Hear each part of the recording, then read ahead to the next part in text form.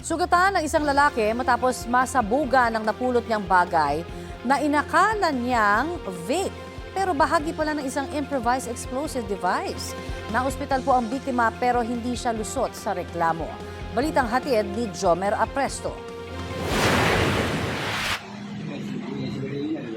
Kita sa CCTV ang isang lalaki na may kinakalikot na isang bagay habang nakaupo sa kanyang motorsiklo sa tapat ng Santa Ana Public Market sa Maynila mag-aalas 6 kagabi.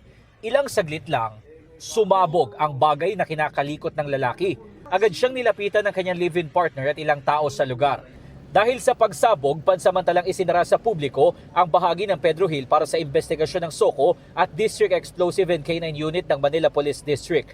Nagtamo ng mga sugat sa mukha, tiyan at mga kamay ang 34 anyos na biktima.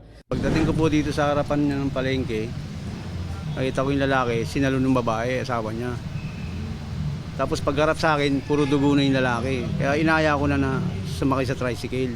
Malakas po kasi andun na kami sa kapihan, taka yung mga nagtitinda doon narinig. Malakas talaga. Inakala raw ng lalaki na vape ang kinakalikot niya na napulot niya sa kanilang basurahan sa bahagi ng New Panaderos.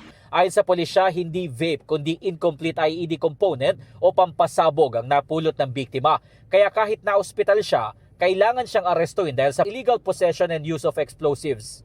Dapat, ang ginawa talaga niya is, upon checking nung ganong gamit, tawag siya sa barangay o sa pulis kagad para ma-check kung ano man yun. At chinig namin yung blast site.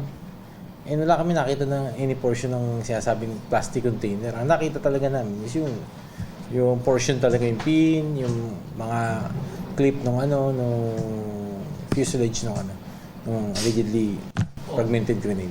Iniimbestigahan na rin ng pulisya ang lugar kung saan sinasabing napulot ito ng biktima. Nasa kustodiya na ng Santa Ana Police Station ng biktima pero dadalhin muna siya sa orthopedic. Kinakailangan daw kasing putulin ang bahagi ng kanyang kanang daliri dahil sa nangyaring pagsabog. Marami ng insidenteng ganyan sa atin na out of curiosity, nakikilaman yung bagay. Then eventually, sasabog pala. Marami nang napahamak dyan.